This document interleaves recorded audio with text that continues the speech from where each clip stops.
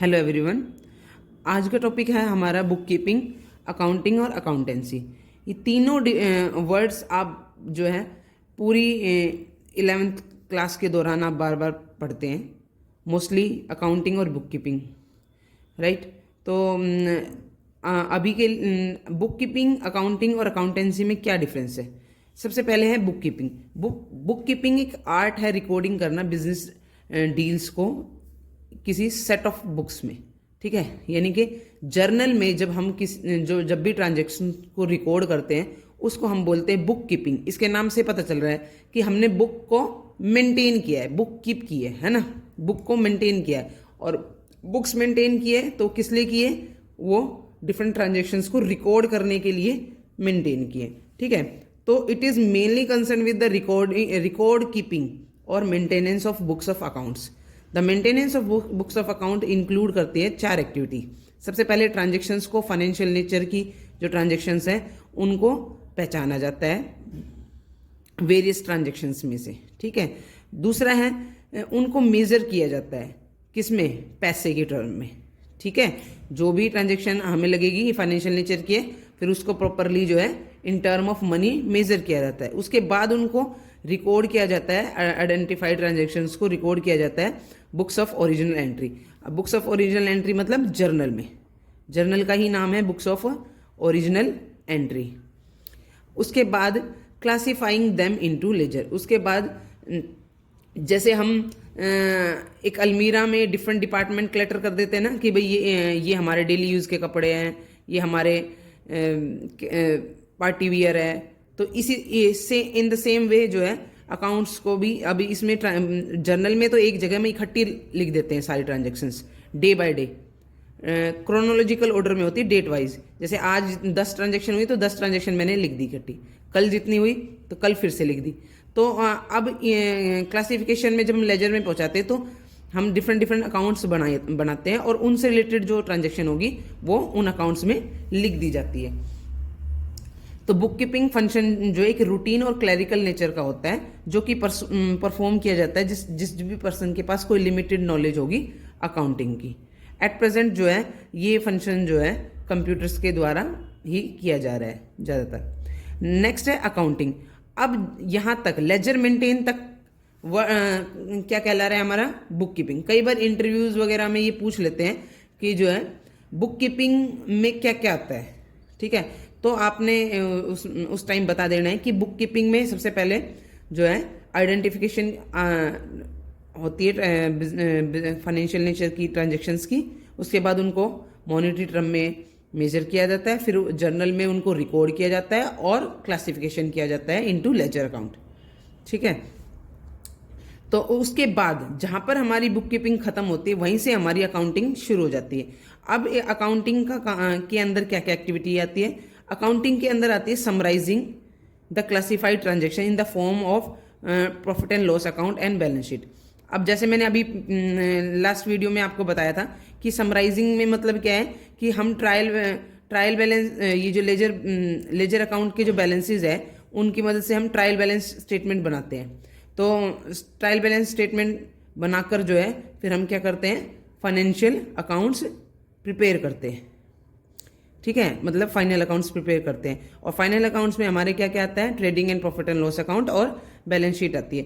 तो समराइजिंग में यही है कि जितने भी डिफरेंट बैलेंसेज शो करते हैं लेजर अकाउंट्स, उनकी मदद से जो है हम एक शॉर्ट फॉर्म की हम अकाउंट्स, फाइनल अकाउंट्स प्रिपेयर करते हैं, जिसकी मदद से हमें नेट प्रॉफिट और नेट लॉस और financial position of the business पता चलते हैं। Net profit and loss, net loss पता चलता है हमारा trading and profit and loss account से, और बैलेंस शीट से हमें क्या पता चलती है? कंपनी की at a particular date financial position. Then after analyse and interpreting the summarise result.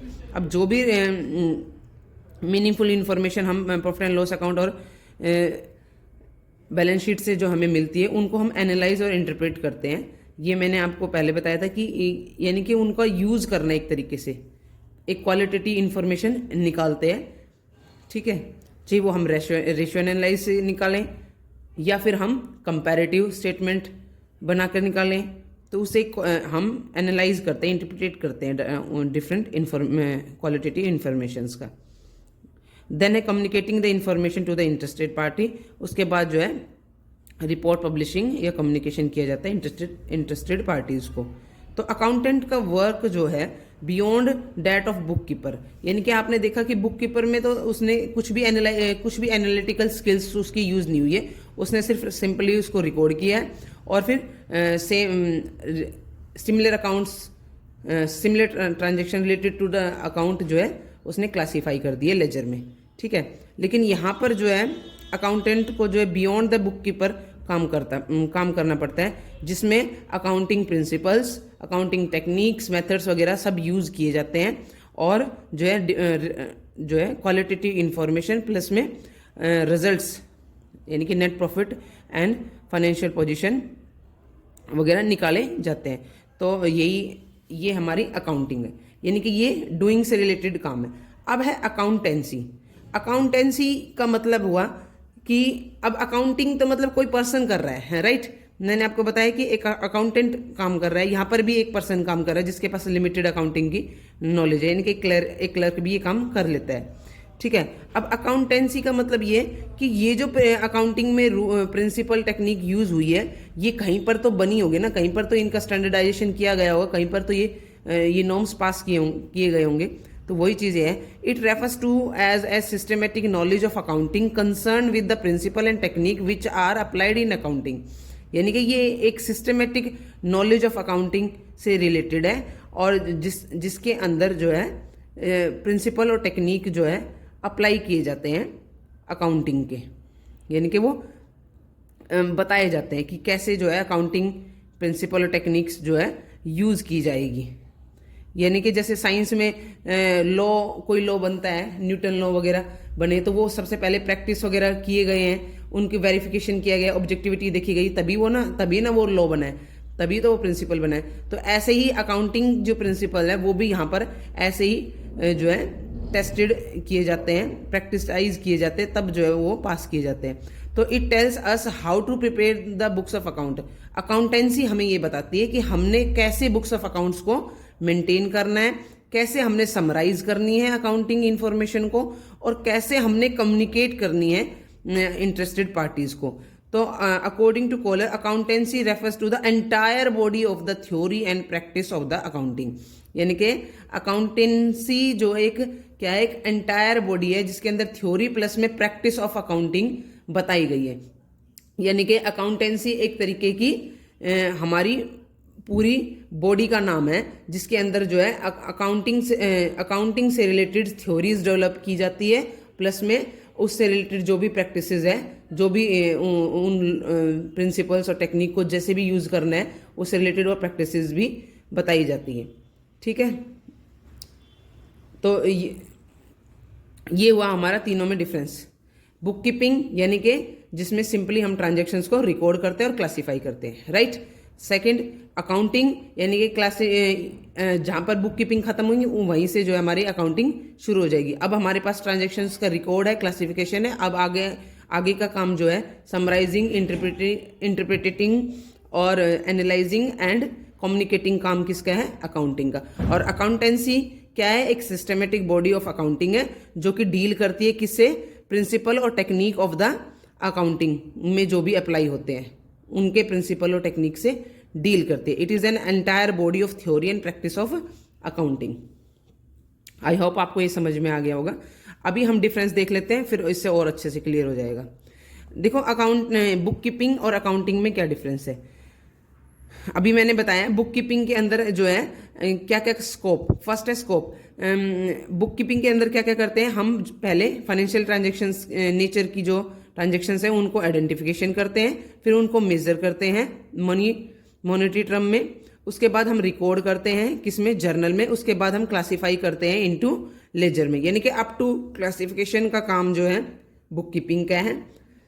Next है अकाउंटिंग। अकाउंटिंग में जहां पर बुक कीपिंग खत्म होती है वहीं से अकाउंटेंसी शुरू हो जाती है। यानी कि आपको ये बात ध्यान रखनी है कि अकाउंटिंग में जो है बेटा बुक कीपिंग प्लस में समराइजिंग प्लस में एनालाइजिंग, इंटरप्रिटेटिंग एंड कम्युनिकेटिंग, ये सारी चीजें अकाउंटिंग में इंक्लूड होगी।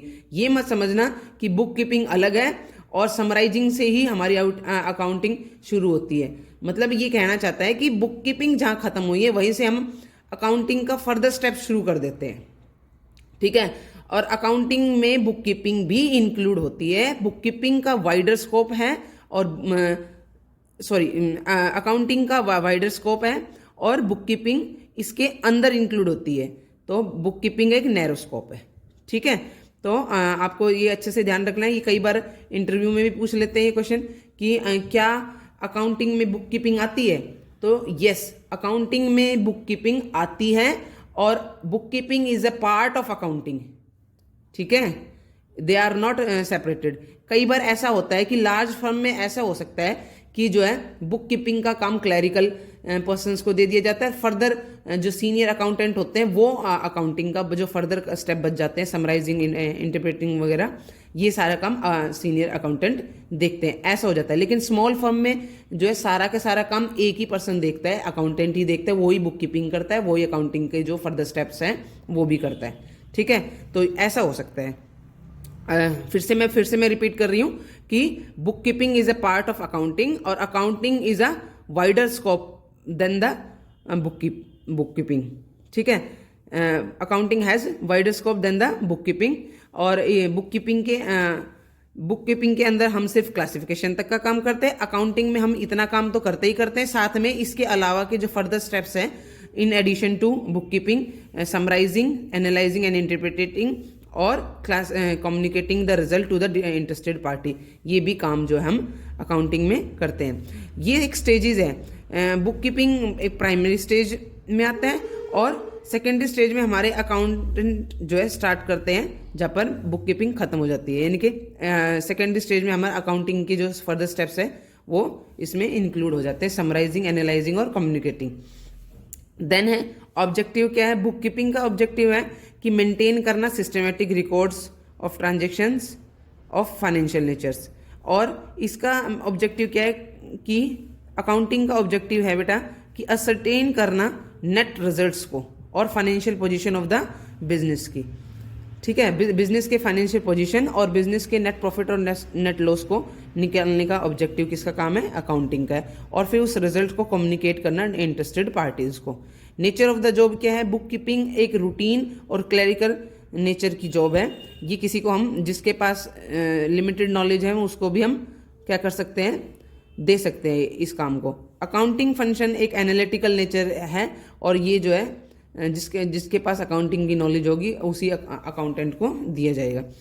बुक कीपिंग का काम जो है जूनियर स्टाफ संभाल लेते हैं और अकाउंटिंग फंक्शन का काम जो है सीनियर स्टाफ करते हैं।